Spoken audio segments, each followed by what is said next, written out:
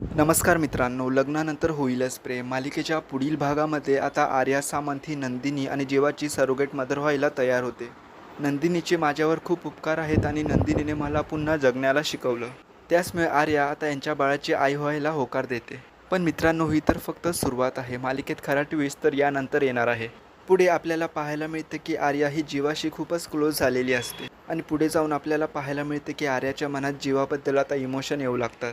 तर जीवा आणि नंदिनी लिगलीपणे आता सरोगसीचा करार करतात. तर वकिलाला बोलवून आता आर्याला त्या पेपर्सवर सही करावी लागते. तर मित्रांनो, यापुढे मालिकेत आपल्याला 9 महिन्यांचा लीप पाहायला मिळणार आहे.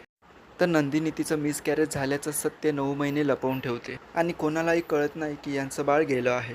जेव्हा नंदिनीचा असा प्लॅन असतो की आर्याकडून जे बाळ मिळेल ते आपण आपलं बाळ म्हणून कुटुंबाला दाखवायचं. पण मात्र ऐन वेळेवर सगळा घोळ होतो. आर्या आता नंदिनीला बाळ देण्यास नकार देते.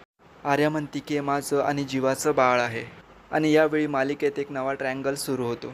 तर या सगळ्या प्रकरणातून जीवा नंदिनीला बाहेर काढणारी फक्त काव्य असते.